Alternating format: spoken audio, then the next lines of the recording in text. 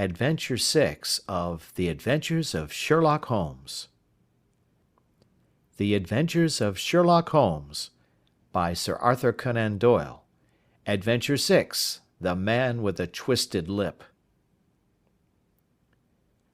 Isa Whitney, brother of the late Elias Whitney, D.D., principal of the Theological College of St. George's, was much addicted to opium.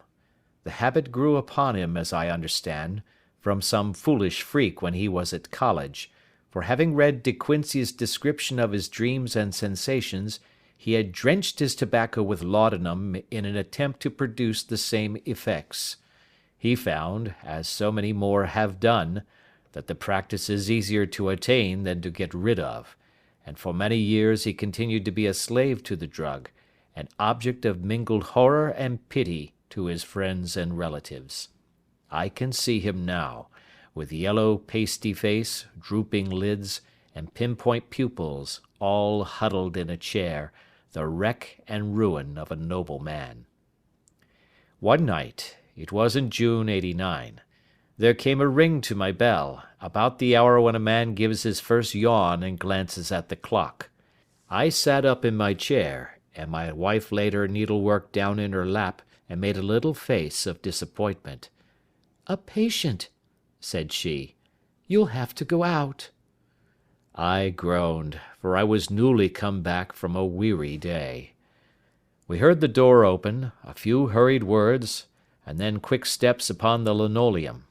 Our own door flew open, and a lady, clad in some dark-coloured stuff, with a black veil, entered the room.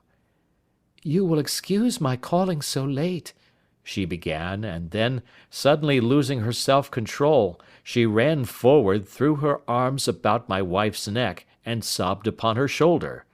"Oh, I'm in such trouble!" she cried. "I do so want a little help." "Why," said my wife, pulling up her veil, "it is Kate Whitney. How you startled me, Kate! I had not an idea who you were when you came in." "I don't know what to do, so I came straight to you." That was always the way. Folk who were in grief came to my wife like birds to a lighthouse. "It was very sweet of you to come. Now, you must have some wine and water, and sit here comfortably and tell us all about it. Or should you rather that I sent James off to bed?" "Oh, no, no! I want the doctor's advice and help too. It's about Isa. He's not been home for 2 days. I'm so frightened about him." It was not the first time that she had spoken to us of her husband's trouble, to me as a doctor, to my wife as an old friend and school companion.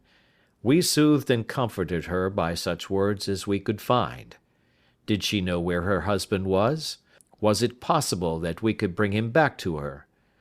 It seems that it was.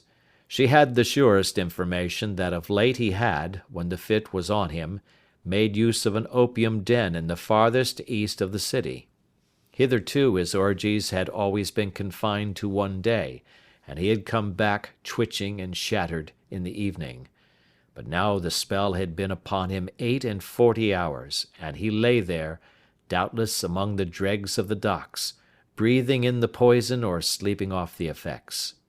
There he was to be found, she was sure of it, at the Bar of Gold, in Upper Swandam Lane. But what was she to do? How could she, a young and timid woman, make her way into such a place and pluck her husband out from among the ruffians who surrounded him? There was the case, and of course there was but one way out of it. Might I not escort her to this place? And then, as a second thought, why should she come at all? I was Isa Whitney's medical adviser, and as such I had influence over him. I could manage it better if I were alone. I promised her on my word that I would send him home in a cab within 2 hours, if he were indeed at the address which she had given me. And so in 10 minutes I had left my armchair and cheery sitting-room behind me, and was speeding eastward in a hansom on a strange errand, as it seemed to me at the time, though the future only could show how strange it was to be. But there was no great difficulty in the first stage of my adventure. Upper Swandam Lane is a vile alley lurking behind the high wharves which line the north side of the river to the east of London Bridge. Between a slop shop and a gin shop, approached by a steep flight of steps leading down to a black gap like the mouth of a cave, I found the den of which I was in search.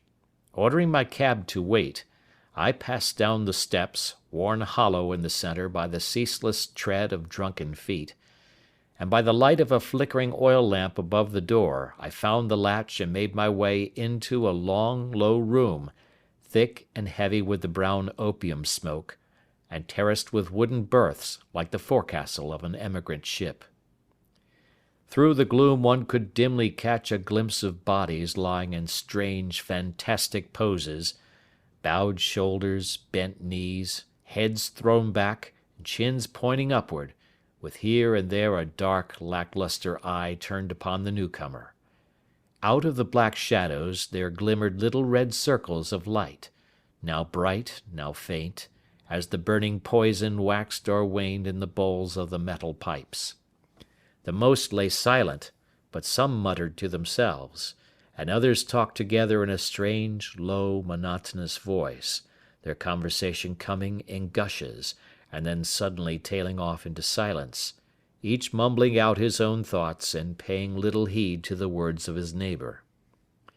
At the farther end was a small brazier of burning charcoal, beside which on a three-legged wooden stool there sat a tall, thin old man, with his jaw resting upon his two fists and his elbows upon his knees, staring into the fire. As I entered, a sallow Malay attendant had hurried up with a pipe for me and a supply of the drug, beckoning me to an empty berth. "Thank you, I have not come to stay," said I. "There is a friend of mine here, Mr. Isa Whitney, and I wish to speak with him." There was a movement and an exclamation from my right, and peering through the gloom, I saw Whitney, pale, haggard, and unkempt, staring out at me. "My God, it's Watson!" said he. He was in a pitiable state of reaction, with every nerve in a twitter. "I say, Watson, what o'clock is it?" "Nearly 11. "Of what day?" "Of Friday, June 19th. "Good heavens, I thought it was Wednesday." "It is Wednesday. What do you want to frighten a chap for?" He sank his face onto his arms and began to sob in a high treble key. "I tell you that it is Friday, man. Your wife has been waiting this 2 days for you. You should be ashamed of yourself." "So I am. But you've got mixed, Watson, for I have only been here a few hours. 3 pipes, 4 pipes, I forget how many. But I'll go home with you. I wouldn't frighten Kate, poor little Kate. Give me your hand. Have you a cab?" "Yes, I have one waiting." "Then I shall go in it. But I must owe something. Find what I owe, Watson. I am all off colour. I can do nothing for myself." I walked down the narrow passage between the double row of sleepers, holding my breath to keep out the vile, stupefying fumes of the drug, and looking about for the manager. As I passed the tall man who sat by the brazier, I felt a sudden pluck at my skirt, and a low voice whispered, "Walk past me, and then look back at me." The words fell quite distinctly upon my ear. I glanced down. They could only have come from the old man at my side, and yet he sat now as absorbed as ever, very thin, very wrinkled, bent with age, an opium pipe dangling down from between his knees as though it had dropped in sheer lassitude from his fingers. I took 2 steps forward and looked back. It took all my self-control to prevent me from breaking out into a cry of astonishment. He had turned his back so that none could see him but I. His form had filled out, his wrinkles were gone, the dull eyes had regained their fire, and there, sitting by the fire and grinning at my surprise, was none other than Sherlock Holmes. He made a slight motion to me to approach him, and instantly, as he turned his face half round to the company once more, subsided into a doddering, loose-lipped senility. "Holmes," I whispered. "What on earth are you doing in this den?" "As low as you can," he answered. "I have excellent ears.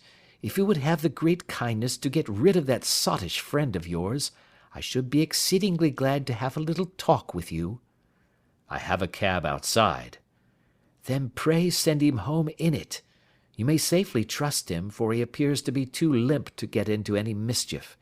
I should recommend you also to send a note by the cabman to your wife to say that you have thrown in your lot with me. If you will wait outside, I shall be with you in 5 minutes." It was difficult to refuse any of Sherlock Holmes's requests, for they were always so exceedingly definite, and put forward with such a quiet air of mastery.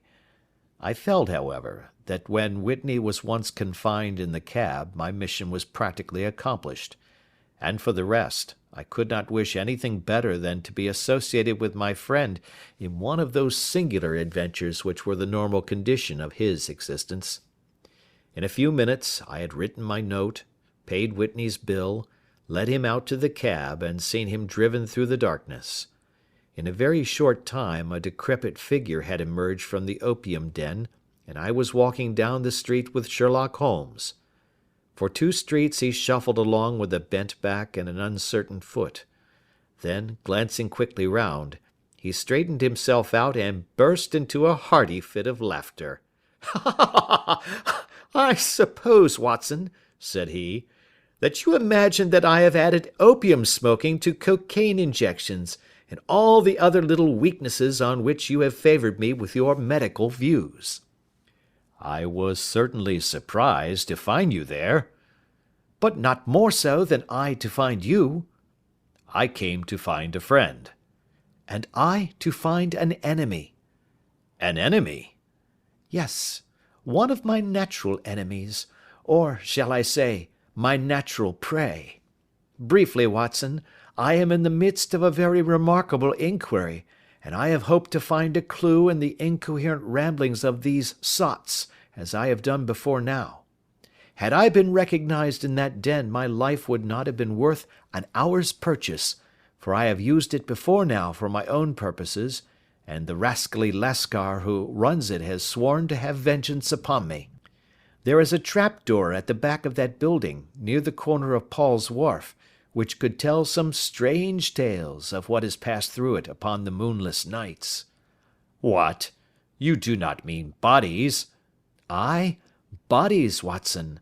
We should be rich men if we had £1,000 for every poor devil who has been done to death in that den.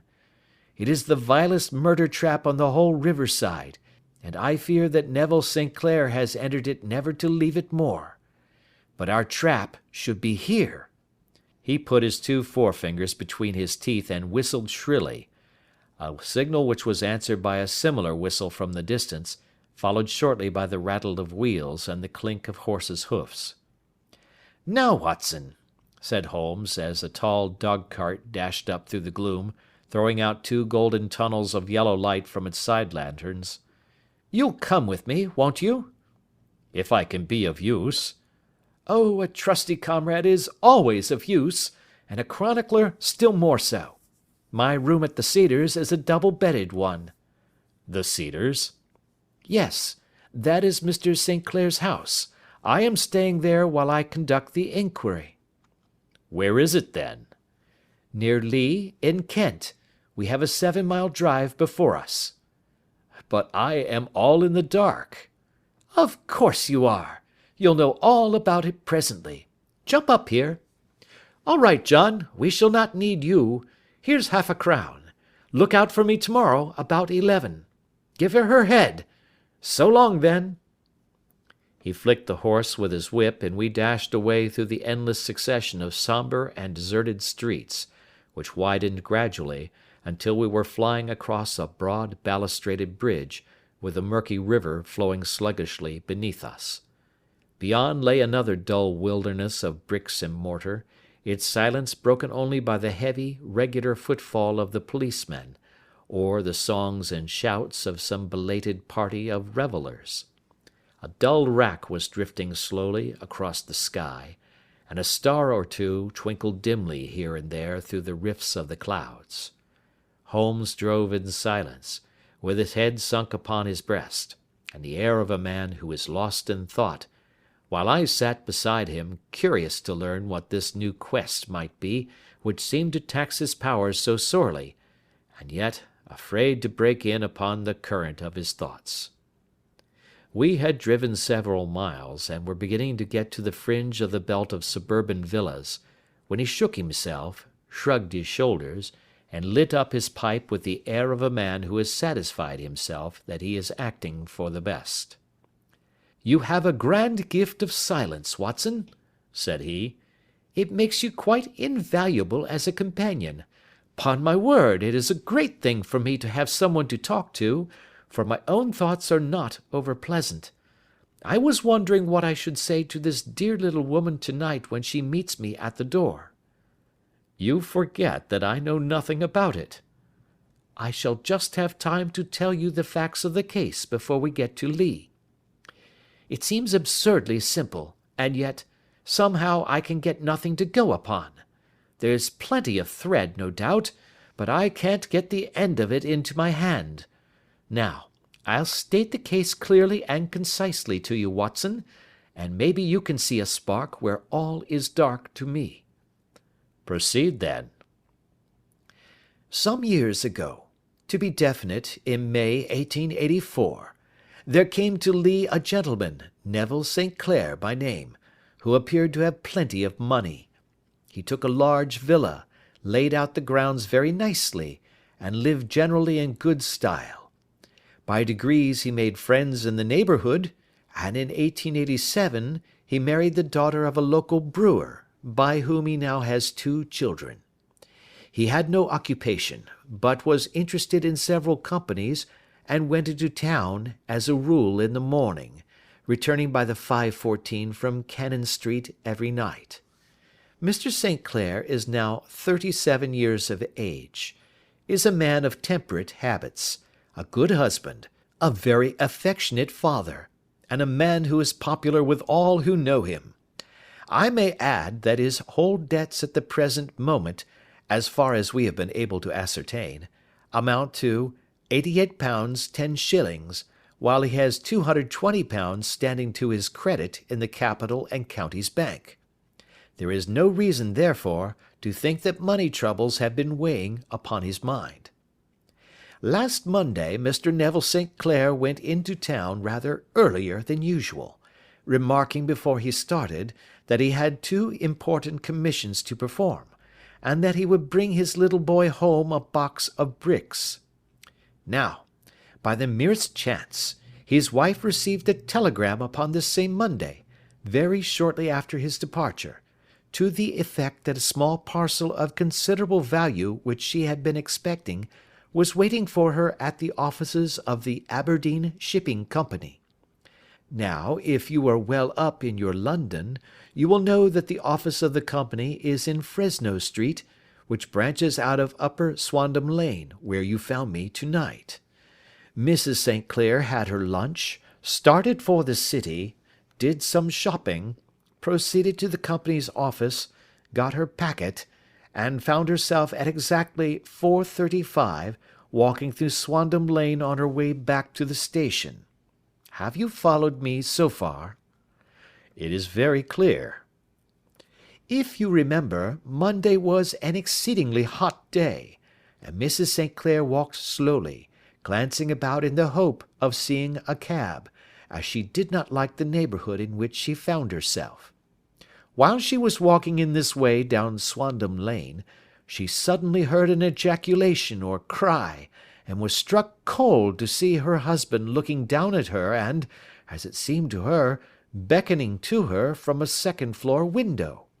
The window was open, and she distinctly saw his face, which she describes as being terribly agitated. He waved his hands frantically to her, and then vanished from the window so suddenly that it seemed to her that he had been plucked back by some irresistible force from behind. One singular point which struck her quick feminine eye was that although he wore some dark coat, such as he had started to town in, He had on neither collar nor necktie. Convinced that something was amiss with him, she rushed down the steps, for the house was none other than the opium den in which you found me to-night, and running through the front room, she attempted to ascend the stairs which led to the first floor. At the foot of the stairs, however, she met this Lascar scoundrel of whom I have spoken, who thrust her back, and, aided by a Dane, who acts as assistant there, pushed her out into the street. Filled with most maddening doubts and fears, she rushed down the lane, and by rare good fortune, met in Fresno Street a number of constables with an inspector, all on their way to their beat. The inspector and 2 men accompanied her back, and in spite of the continued resistance of the proprietor, they made their way to the room in which Mr. St. Clair had last been seen. There was no sign of him there. In fact, in the whole of that floor, there was no one to be found save a crippled wretch of hideous aspect, who, it seems, made his home there. Both he and the Lascar stoutly swore that no one else had been in the front room during the afternoon. So determined was their denial that the inspector was staggered, and had almost come to believe that Mrs. St. Clair had been deluded when, with a cry, she sprang at a small deal box which lay upon the table, and tore the lid from it. Out there fell a cascade of children's bricks. It was the toy which he had promised to bring home. This discovery, and the evident confusion which the cripple showed, made the inspector realize that the matter was serious. The rooms were carefully examined, and results all pointed to an abominable crime. The front room was plainly furnished as a sitting room, and led into a small bedroom, which looked out upon the back of one of the wharves. Between the wharf and the bedroom window is a narrow strip, which is dry at low tide, but is covered at high tide with at least 4½ feet of water. The bedroom window was a broad one and opened from below. On examination, traces of blood were to be seen upon the window-sill, and several scattered drops were visible upon the wooden floor of the bedroom. Thrust away behind a curtain in the front room were all the clothes of Mr. Neville St. Clair, with the exception of his coat. His boots, his socks, his hat, and his watch, all were there. There were no signs of violence upon any of these garments, and there were no other traces of Mr. Neville St. Clair. Out of the window he must apparently have gone, for no other exit could be discovered, and the ominous bloodstains upon the sill gave little promise that he could save himself by swimming, for the tide was at its very highest at the moment of the tragedy. And now, as to the villains who seemed to be immediately implicated in the matter. The Lascar was known to be a man of the vilest antecedents, but as, by Mrs. St. Clair's story, he was known to have been at the foot of the stair within a very few seconds of her husband's appearance at the window, he could hardly have been more than an accessory to the crime. His defence was one of absolute ignorance, and he protested that he had no knowledge as to the doings of Hugh Bone, his lodger, and that he could not account in any way for the presence of the missing gentleman's clothes. So much for the Lascar manager. Now for the sinister cripple who lives upon the second floor of the opium den, and who was certainly the last human being whose eyes rested upon Neville St. Clair. His name is Hugh Bone, and his hideous face is one which is familiar to every man who goes much to the city. He is a professional beggar, though, in order to avoid the police regulations, he pretends to a small trade in wax vestas. Some little distance down Threadneedle Street, upon the left-hand side, there is, as you may have remarked, a small angle in the wall. Here it is that this creature takes his daily seat, cross-legged with his tiny stock of matches on his lap, and as he is a piteous spectacle, a small rain of charity descends into the greasy leather cap which lies upon the pavement beside him. I have watched the fellow more than once before ever I thought of making his professional acquaintance, and I have been surprised at the harvest which he has reaped in a short time. His appearance, you see, is so remarkable that no one can pass him without observing him. A shock of orange hair, a pale face disfigured by a horrible scar, which, by its contraction, has turned up the outer edge of his upper lip, a bulldog chin, and a pair of very penetrating dark eyes, which present a singular contrast to the colour of his hair, all mark him out from amid the common crowd of mendicants, and so too does his wit, for he is ever ready with a reply to any piece of chaff which may be thrown at him by the passers-by. This is the man whom we now learn to have been the lodger at the opium den, and to have been the last man to see the gentleman of whom we are in quest. But a cripple, said I. What could he have done single-handed against a man in the prime of life? He is a cripple in the sense that he walks with a limp, but in other respects he appears to be a powerful and well-nurtured man. Surely your medical experience would tell you, Watson, that weakness in one limb is often compensated for by exceptional strength in the others. Pray continue your narrative. Mrs. St. Clair had fainted at the sight of the blood upon the window, and she was escorted home in a cab by the police, as her presence could be of no help to them in their investigations. Inspector Barton, who had charge of the case, made a very careful examination of the premises, but without finding anything which threw any light upon the matter. One mistake had been made in not arresting Boone instantly, as he was allowed some few minutes during which he might have communicated with his friend the Lascar, but this fault was soon remedied, and he was seized and searched, without anything being found which could incriminate him.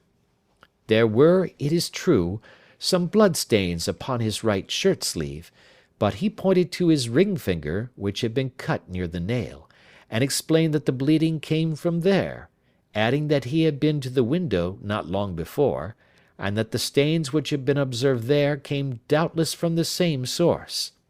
He denied strenuously having ever seen Mr. Neville St. Clair, and swore that the presence of the clothes in his room was as much a mystery to him as to the police. As to Mrs. St. Clair's assertion that she had actually seen her husband at the window, he declared that she must have been either mad or dreaming. He was removed, loudly protesting, to the police station, while the inspector remained upon the premises in the hope that the ebbing tide might afford some fresh clue.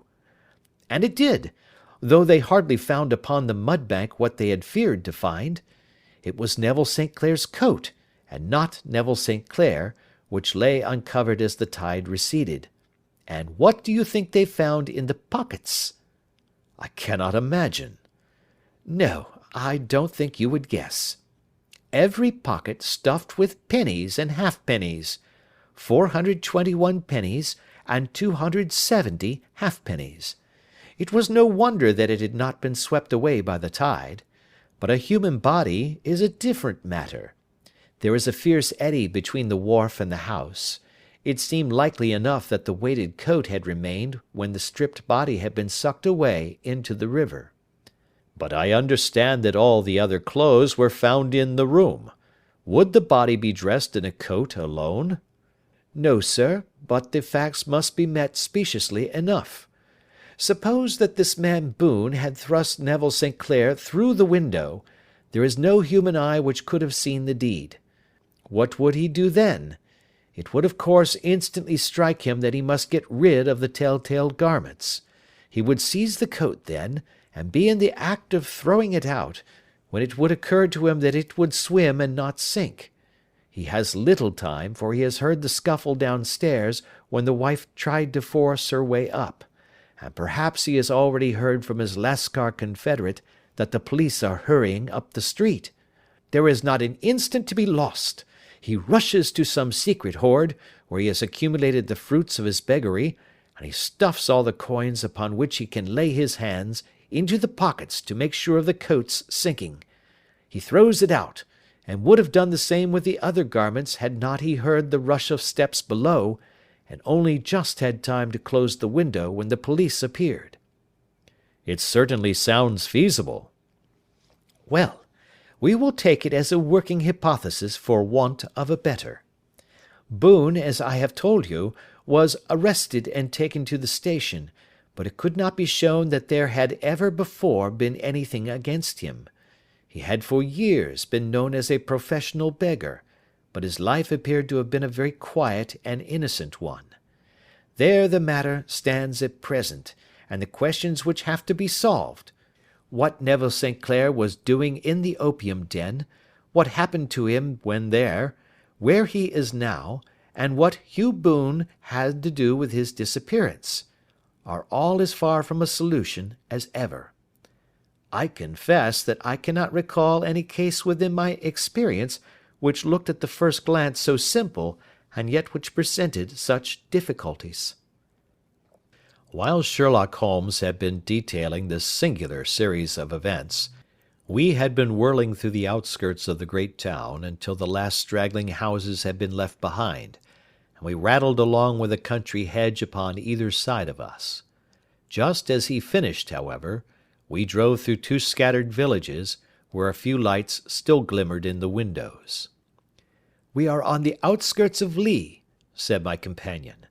"We have touched on 3 English counties in our short drive, starting in Middlesex, passing over an angle of Surrey, and ending in Kent. See that light among the trees? That is the Cedars, and beside that lamp sits a woman whose anxious ears have already, I have little doubt, caught the clink of our horses' feet."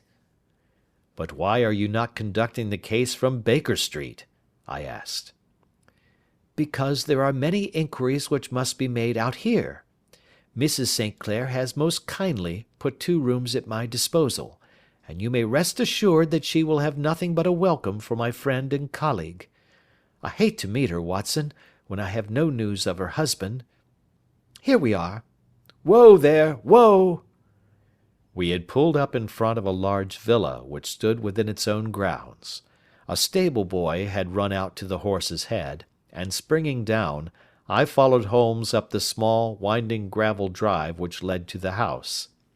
As we approached, the door flew open, and a little blonde woman stood in the opening, clad in some sort of light mousseline de Sole, with a touch of fluffy pink chiffon at her neck and wrists. She stood with her figure outlined against the flood of light, one hand upon the door, one half raised in her eagerness, her body slightly bent, her head and face protruded, with eager eyes and parted lips, a standing question. "Well?" she cried. "Well?" And then, seeing that there were 2 of us, she gave a cry of hope, which sank into a groan as she saw that my companion shook his head and shrugged his shoulders. "No good news?" "None." "No bad?" "No." "Thank God for that. But come in. You must be weary, for you have had a long day. This is my friend Dr. Watson. He has been of most vital use to me in several of my cases, and a lucky chance has made it possible for me to bring him out and associate him with this investigation.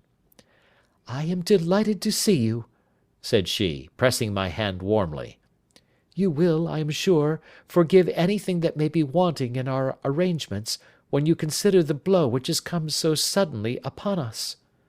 "My dear madam," said I am an old campaigner, and if I were not, I can very well see that no apology is needed.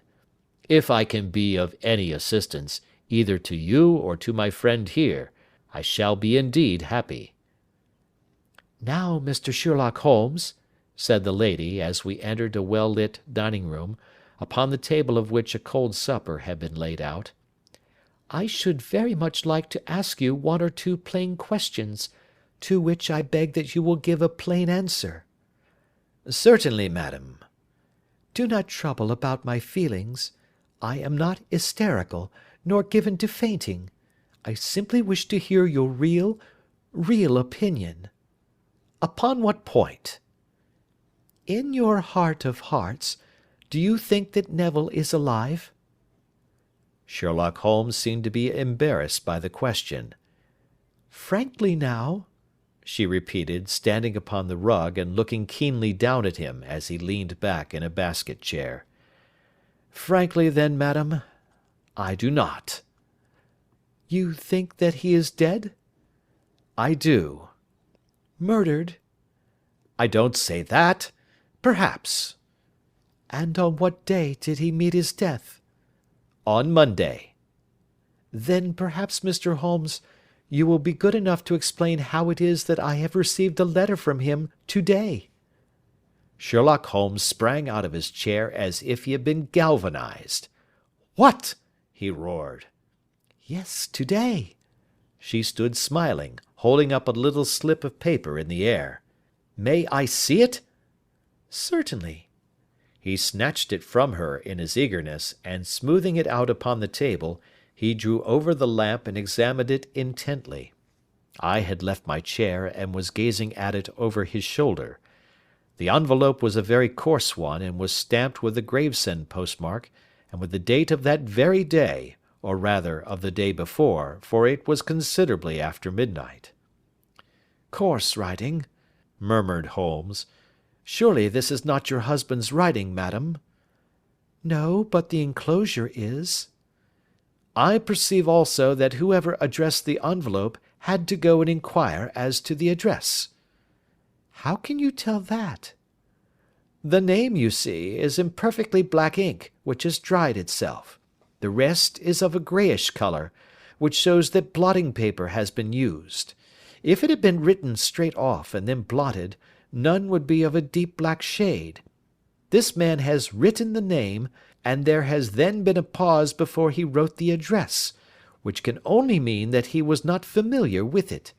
It is, of course, a trifle, but there is nothing so important as trifles. Now, let us now see the letter. Ha! There has been an enclosure here.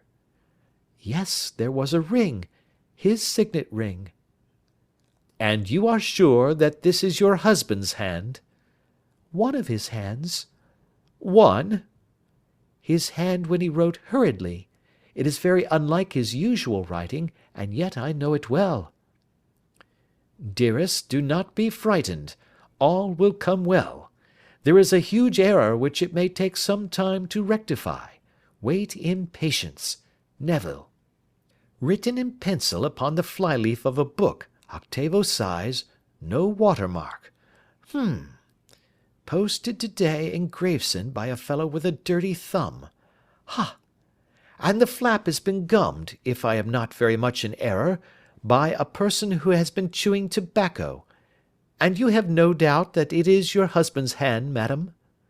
None. Neville wrote these words. And they were posted today at Gravesend.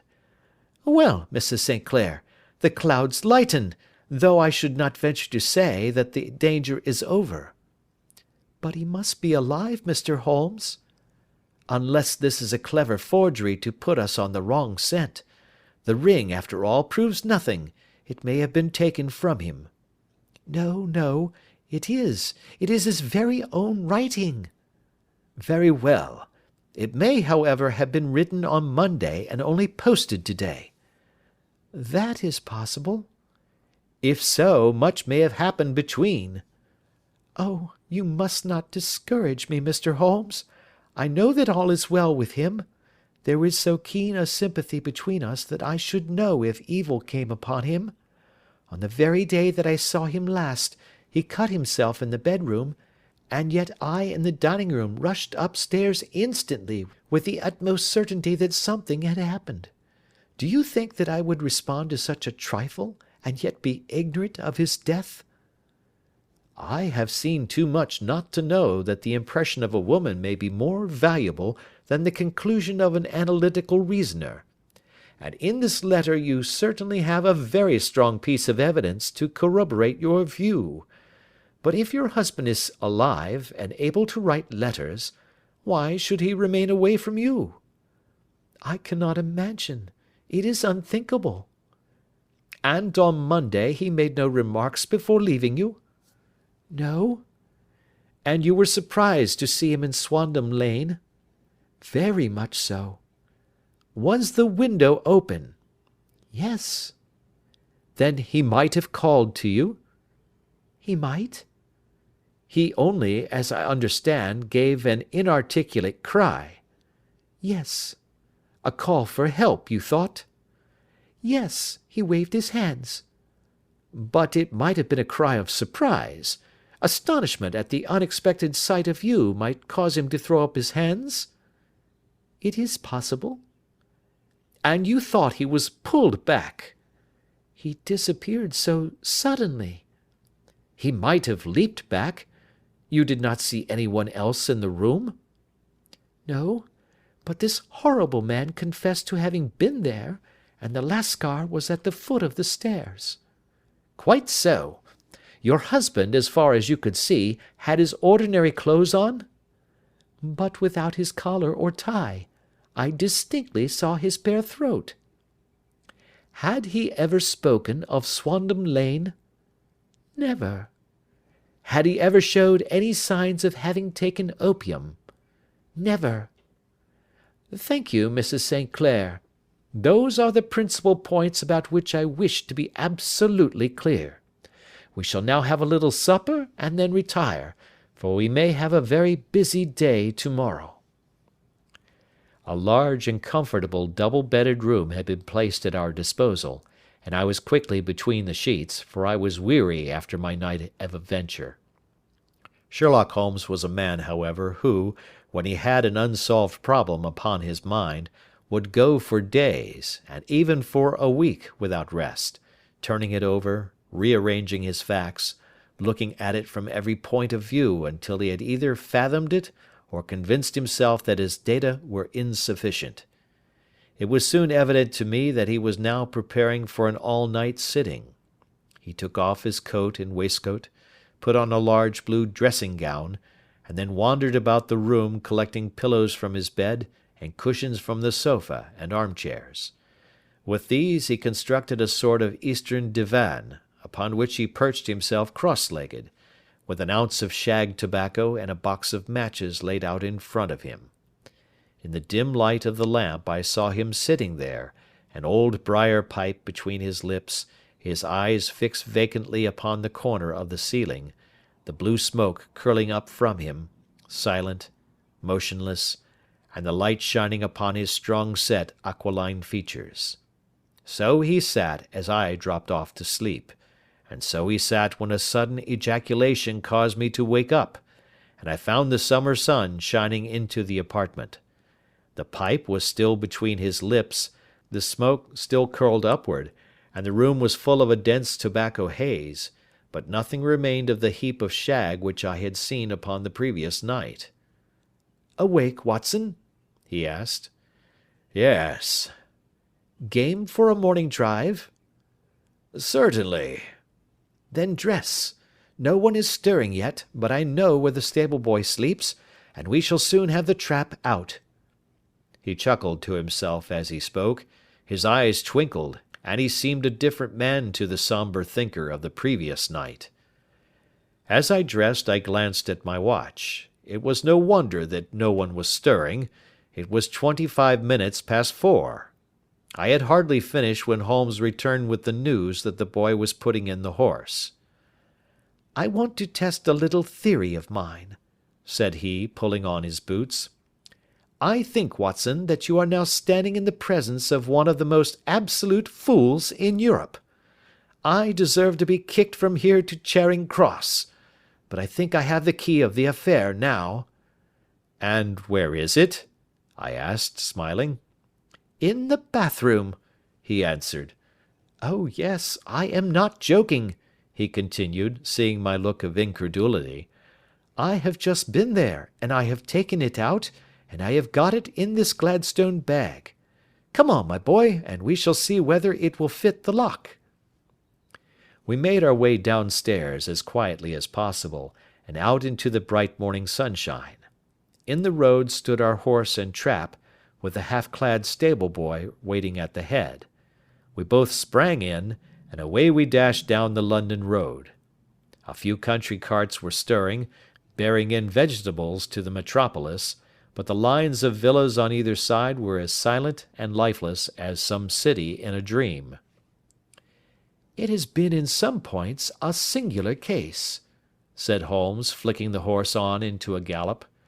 "I confess that I have been as blind as a mole, but it is better to learn wisdom late than never to learn it at all." In town, the earliest risers were just beginning to look sleepily from their windows as we drove through the streets of the Surrey side. Passing down the Waterloo Bridge Road, we crossed over the river, and dashing up Wellington Street, wheeled sharply to the right and found ourselves in Bow Street. Sherlock Holmes was well known to the force, and the two constables at the door saluted him. One of them held the horse's head while the other led us in. "Who is on duty?" asked Holmes. "Inspector Bradstreet, sir." "Ah, Bradstreet, how are you?" A tall, stout official had come down the stone-flagged passage in a peaked cap and frogged jacket.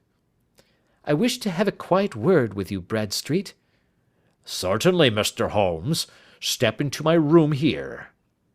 It was a small office-like room, with a huge ledger upon the table, and a telephone projecting from the wall. The inspector sat down at his desk. "What can I do for you, Mr. Holmes?" "I called about that beggarman, Boone, the one who was charged with being concerned in the disappearance of Mr. Neville St. Clair, of Lee." "Yes, he was brought up and remanded for further inquiries." "So I heard. You have him here?" "In the cells." "Is he quiet?" "Oh, he gives no trouble, but he is a dirty scoundrel." "Dirty?" "Yes, it is all we can do to make him wash his hands, and his face is as black as a tinker's. Well, when once his case has been settled, he will have a regular prison bath, and I think, if you saw him, you would agree with me that he needed it." "I should like to see him very much." "Would you? That is easily done. Come this way. You can leave your bag." "No, I think that I'll take it." "Very good. Come this way, if you please." He led us down a passage, opened a barred door, passed down a winding stair, and brought us to a whitewashed corridor with a line of doors on each side. "The third on the right is his," said the inspector. "Here it is." He quietly shot back a panel in the upper part of the door and glanced through. "He is asleep," said he. "You can see him very well." We both put our eyes to the grating. The prisoner lay with his face towards us in a very deep sleep, breathing slowly and heavily. He was a middle-sized man, coarsely clad as became his calling, with a coloured shirt protruding through the rent in his tattered coat. He was, as the inspector had said, extremely dirty, but the grime which covered his face could not conceal its repulsive ugliness. A broad wheal from an old scar ran right across it from eye to chin, and by its contraction had turned up one side of the upper lip, so that 3 teeth were exposed in a perpetual snarl. A shock of very bright red hair grew low over his eyes and forehead. "He's a beauty, isn't he?" said the inspector. "He certainly needs a wash," remarked Holmes. "I had an idea that he might, and I took the liberty of bringing the tools with me." He opened the Gladstone bag as he spoke, and took out, to my astonishment, a very large bath sponge. "Ha! You are a funny one," chuckled the inspector. "Now, if you will have the great goodness to open that door very quietly, we will soon make him cut a much more respectable figure." "Well, I don't know why not," said the inspector. "He doesn't look a credit to the Bow Street cells, does he?" He slipped his key into the lock, and we all very quietly entered the cell. The sleeper half turned and then settled down once more into a deep slumber. Holmes stooped to the water jug, moistened his sponge, and then rubbed it twice vigorously across and down the prisoner's face. "Let me introduce you," he shouted, "to Mr. Neville St. Clair, of Lee, in the county of Kent." Never in my life had I seen such a sight. The man's face peeled off under the sponge like the bark from a tree. Gone was the coarse brown tint. Gone, too, was the horrid scar which had seamed it across, and the twisted lip which had given the repulsive sneer to the face.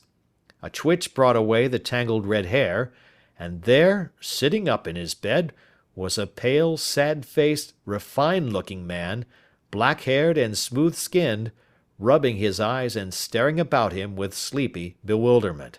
Then suddenly realizing the exposure, he broke into a scream and threw himself down with his face to the pillow. "Good heavens!" cried the inspector. "It is indeed the missing man. I know him from the photograph." The prisoner turned with the reckless air of a man who abandons himself to his destiny. "Be it so," said he.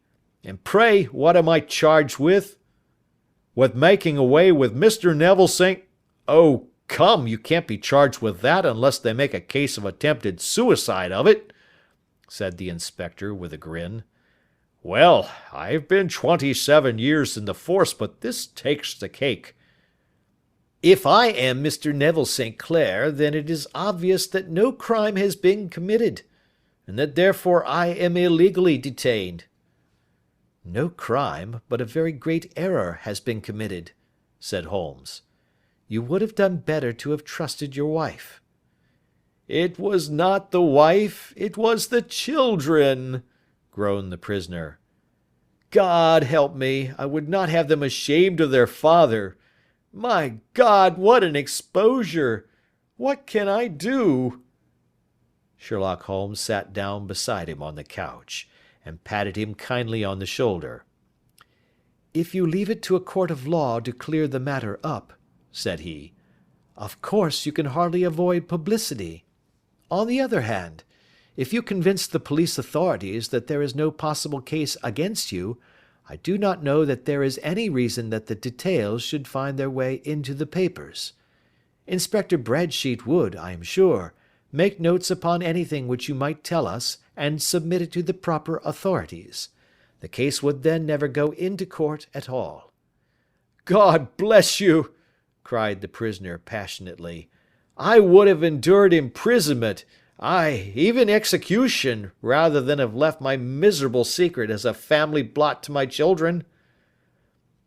You are the first who have ever heard my story. My father was a schoolmaster in Chesterfield, where I received an excellent education. I travelled in my youth, took to the stage, and finally became a reporter on an evening paper in London. One day my editor wished to have a series of articles upon begging in the metropolis, and I volunteered to supply them. There was the point from which all my adventures started. It was only by trying begging as an amateur that I could get the facts upon which to base my articles. When an actor, I had, of course, learned all the secrets of making up, and had been famous in the green room for my skill. I took advantage now of my attainments. I painted my face, and to make myself as pitiable as possible, I made a good scar and fixed one side of my lip in a twist by the aid of a small slip of flesh-coloured plaster. Then, with a red head of hair, and an appropriate dress, I took my station in the business part of the city, ostensibly as a match-seller, but really as a beggar. For 7 hours I plied my trade, and when I returned home in the evening, I found to my surprise that I had received no less than 26 shillings 4 pence. I wrote my articles and thought little more of the matter until, some time later, I backed a bill for a friend and had a writ served upon me for £25. I was at my wits' end where to get the money, but a sudden idea came to me. I begged a fortnight's grace from the creditor, asked for a holiday from my employers, and spent the time in begging in the city under my disguise. In 10 days I had the money and had paid the debt. Well, you can imagine how hard it was to settle down to arduous work at £2 a week, when I knew that I could earn as much in a day by smearing my face with a little paint, laying my cap on the ground, and sitting still. It was a long fight between my pride and the money, but the dollars won at last, and I threw up reporting and sat day after day in the corner which I had first chosen, inspiring pity by my ghastly face, and filling my pockets with coppers. Only one man knew my secret. He was the keeper of a low den in which I used to lodge in Swandam Lane, where I could every morning emerge as a squalid beggar, and in the evenings transform myself into a well-dressed man about town. This fellow, a Lascar, was well paid by me for his rooms, so that I knew that my secret was safe in his possession. Well, very soon I found that I was saving considerable sums of money. I do not mean that any beggar in the streets of London could earn £700 a year, which is less than my average takings, but I had exceptional advantages in my power of making up, and also in a facility of repartee, which improved by practice and made me quite a recognized character in the city. All day a stream of pennies, varied by silver, poured in upon me, and it was a very bad day in which I failed to take £2. As I grew richer I grew more ambitious, took a house in the country, and eventually married, without anyone having a suspicion as to my real occupation. My dear wife knew that I had business in the city. She little knew what.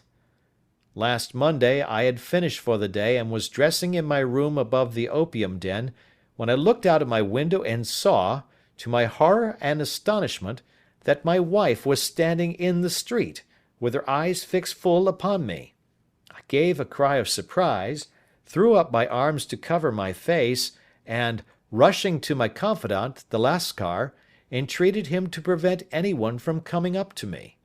I heard her voice downstairs, but I knew that she could not ascend. Swiftly I threw off my clothes, pulled on those of a beggar, and put on my pigments and wig. Even a wife's eyes could not pierce so complete a disguise. But then it occurred to me that there might be a search in the room, and that the clothes might betray me. I threw open the window, reopening by my violence a small cut which I had inflicted upon myself in the bedroom that morning. Then I seized my coat, which was weighted by the coppers which I had just transferred to it from the leather bag in which I carried my takings. I hurled it out of the window, and it disappeared into the Thames. The other clothes would have followed, but at that moment there was a rush of constables up the stair, and a few minutes after I found, rather, I confess, to my relief, that instead of being identified as Mr. Neville St. Clair, I was arrested as his murderer. I do not know that there is anything else for me to explain. I was determined to preserve my disguise as long as possible, and hence my preference for a dirty face. Knowing that my wife would be terribly anxious, I slipped off my ring and confided it to the Lascar at a moment when no constable was watching me, together with a hurried scrawl, telling her that she had no cause to fear. "That note only reached her yesterday," said Holmes. "Good God! What a week she must have spent!" "The police have watched this Lascar," said Inspector Bradstreet, "and I can quite understand that he might find it difficult to post a letter unobserved. Probably he handed it to some sailor customer of his who forgot all about it for some days." "That was it," said Holmes, nodding approvingly. "I have no doubt of it. But have you never been prosecuted for begging?" "Many times. But what was a fine to me?" "It must stop here, however," said Bradstreet. "If the police are to hush this thing up, there must be no more of Hugh Boone." "I have sworn it by the most solemn oaths which a man can take." "In that case I think that it is probable that no further steps may be taken. But if you are found again, then all must come out. I am sure, Mr. Holmes, that we are very much indebted to you for having cleared the matter up. I wish I knew how you reach your results." "I reach this one," said my friend, "by sitting upon 5 pillows and consuming an ounce of shag. I think, Watson,